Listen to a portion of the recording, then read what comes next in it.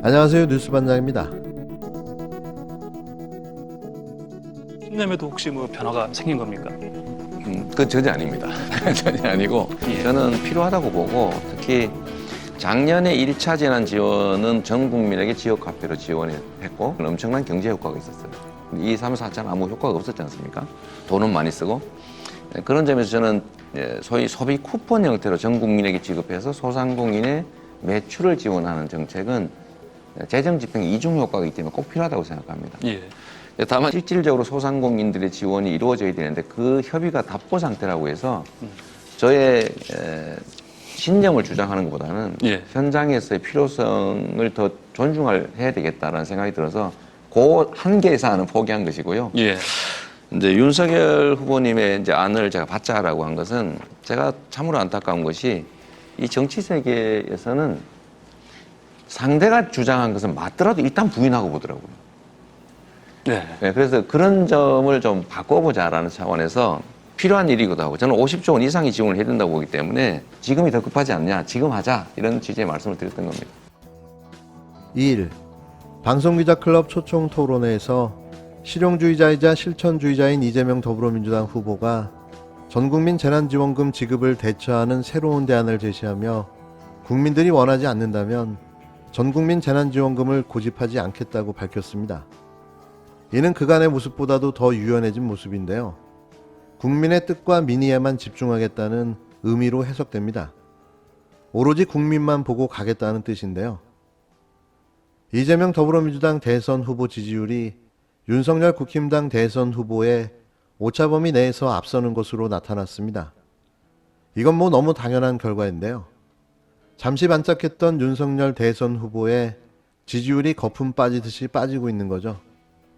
대선 100일쯤에서 나온 여론조사에서 이 후보가 윤 후보에게 조금 우위에 있다는 결과가 나온 것은 이번이 처음인데요. 이제부터가 본격적인 골든 크로스가 벌어지기 시작하는 거죠. 채널A는 여론조사 기관 리서치앤리서치에 의뢰해 지난달 27일부터 29일까지 전국민 유권자 1,008명을 대상으로 조사한 결과 내년 3월 9일 누구에게 투표하겠냐는 질문에 이 후보를 선택한 응답자는 35.5%였고 윤 후보를 선택한 응답자는 34.6%였는데요. 안철수 국민의당 후보는 6%, 심상정 정의당 후보는 4.9%, 김동연 전 경제부총리는 1.6%의 지지를 받았습니다. 연령별로는 이 후보가 20대와 30대, 40대에서 윤 후보에 앞섰는데요. 윤 후보는 50대와 60대 이상에서 상당한 지지를 얻었습니다. 18세에서 29세에서 21.1%가 이 후보를, 14.6%가 윤 후보를 지지한다고 밝혔는데요. 30대에서는 35.7%가 이 후보, 28.2%가 윤 후보를 선호했습니다. 40대의 경우 57.3%가 이 후보를 지지한다고 밝혀 윤 후보 19.6%의 지지율과 3배 가까운 격차를 보였는데요. 30대는 39.3%가 이 후보를, 40.7%가 윤 후보를 지지했습니다. 60대는 20.7%가 이 후보, 55.1%가 윤 후보를 지지한다고 밝혔는데요. 60대 이상 유권자 사이에서 윤 후보의 지지율은 2배 이상 높았습니다. 지역별로는 충청 호남 지역에서 이 후보가 우세를 보였고 서울 대구 경북에서는 윤 후보가 앞섰는데요.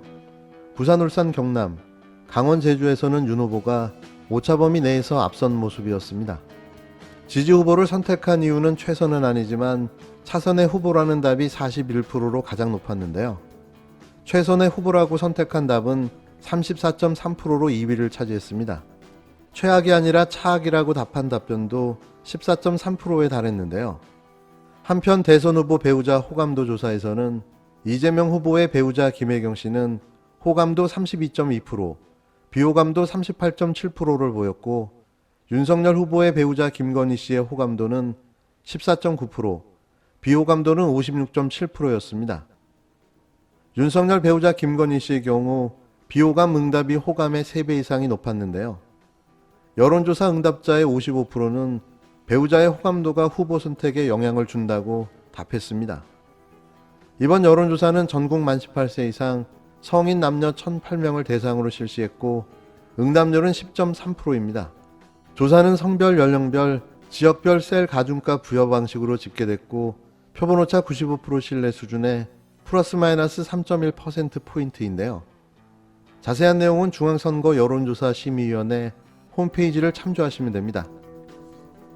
그렇다면 배우자 선호도에서 왜 이렇게 많은 격차가 나는 걸까요? 윤 후보의 부인 김건희 씨와 비교되는 이 후보 배우자 김혜경 씨의 모습 때문인데요. 이 후보 부인 김혜경 여사가 지난달 29일 출연한 JTBC 뉴스룸과의 단독 인터뷰 영상은 유튜브에서 12월 2일 15시 기준 77만 6천 회의 조회수를 기록하고 있습니다. 김 여사가 해당 방송에 직접 출연해 남편의 사과글을 보고 진심을 느껴서 혼자 눈물이 났다라고 말한 인터뷰 영상이 뜨거운 관심을 받으며 다른 야권 대선 주자들의 조회수를 훨씬 뛰어넘는 조회수를 기록하고 있는데요. 지난 2018년 이후 방송 인터뷰는 처음이라고 하는 김 여사에 대한 관심이 몰리며 방송 3일 만에 조회수가 78만 회에 다다르고 있습니다. 시청률 전문기업 TNMS에 따르면 약 8분가량 진행된 김 여사의 인터뷰는 전국의 40대 남성이 가장 높은 조회수를 기록하며 큰 관심으로 시청한 것으로 조사됐는데요. 처음에는 뭐 그게 뭐 상처가 될 수도 있고 네. 신경도 쓰이기는 한데 결국은 요즘 국민들은 너무 현명하셔서 네. 제자리를 돌아가는 시간도 빠르게 돌아가더라고요. 네. 그래서 요즘 같아서는 별 걱정을 안 합니다, 사실은. 전에 같으면 모르는데 요즘은 SNS도 많고 네. 창구도 있고 그래서 예전처럼 그렇게 심각하거나 그리고 또 다 걸르시더라고요, 국민들께서. 너무 과한 거는 과한 거를 대로 이렇게 걸으셔서 그런 믿음은 있습니다.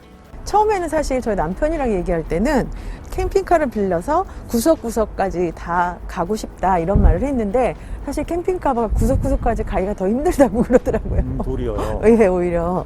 그래서 그게 이제 메타버스로 바뀌었는데 훨씬 잘한 것 같아요. 예. 후보나 정치하시는 분들은 사실 정책으로 의견을 얘기하고 배우자 같은 경우에는 좀 제한되잖아요. 네. 사실 그 정책에 소외된 곳 그리고 조금 더 미치지 못한 곳 그런 곳에 주력을 하려고 해요. 어떤 방식으로 국민을 만나길 원하시나요? 근데 제가 네. 찡찡거리면서 좀 문자를 해요. 네. 나 너무 어려워요.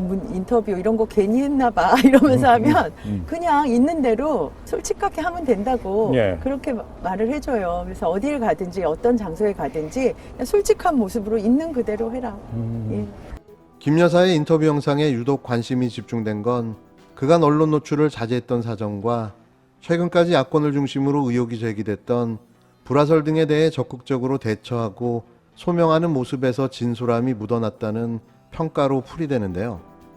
특히 윤석열 대선 후보 부인 김건희 씨와는 대조적으로 의혹에 직접 해명하고 이 후보의 전국 순회 행보에도 활발하게 참여하는 데 따른 긍정적인 반응인 겁니다. JTBC 인터뷰 영상에는 김혜경 여사의 겸손과 품위가 다 갖춰져 있네. 화이팅입니다. 품격과 교양이 돋보입니다. 온화한 모습에 국민들이 좋아할 것 같다. 내면이 참 따뜻하고 멋진 분. 대통령 배우자로 손색이 없음을 느낀다. 대통령 부인으로서 자격이 충분하고 국제 무대에서도 전혀 손색이 없는 분이라고 생각한다. 이거 보고 또 한 번 이재명으로 결정했다는 등의 시청자들의 호평이 이어졌습니다. 그런데 이런 뜨거운 격려와 호응 속에 느닷없는 경고장이 날아들었는데요. 탐사보도 전문 유튜브 채널 열린공감TV가 수상한 제보 하나를 공개했습니다. 극우 언론 매체가 더불어민주당 이재명 후보의 부인 김혜경 씨를 타겟으로 하는 루머를 준비하고 있다는 제보였는데요. 정 PD는 2일 최근 이상한 제보가 들어왔다며 유명 극우 언론 매체에서 해당 내용을 대대적으로 보도할 예정이라고 현재 준비 중이라는 내용이라고 귀띔했습니다. 그는 이날 구체적으로는 이 후보의 자제가 모 중학교에 다닐 때 소위 일진이라고 학교에서 말썽을 피워 김 씨가 학교를 방문해 교사와 상담하던 중 화가 나서 김 씨가 교사의 뺨을 때렸다는 제보라며 이를 극우 매체가 대대적으로 보도할 예정이라고 밝혔는데요. 이어 하지만 취재 결과 해당 의혹은 모두 허위 사실이며 가짜였다며 실제 이 후보의 자제는 해당 중학교에 다닌 적도 없었다고 확인해 줬습니다. 그는 혹여 해당 내용의 기사가 특정 언론을 통해 기사화되더라도 명백히 그런 사실이 없었고 허위 날조임을 인지하면 된다며 대선이 다가올수록 가짜뉴스가 횡행한다며 무엇이 진짜이고 가짜인지 혼란스러울 것이라고 내다봤습니다. 그리고는 가짜뉴스에 노란하지 않도록 주의를 기울여야 한다며 늘 깨어있는 진짜 깨시민이 되자고 각성을 주문했는데요. 이딴 단독과 특정 보도로 레거시 미디어를 뺨치는 탐사보도 전문 뉴미디어로 자리매김한 열린공감TV가 혹여 발생할지 모를 가짜뉴스에 대비해 이른바 선빵 공개한 거죠. 이제는 이런 거에 잘 넘어가지 않습니다.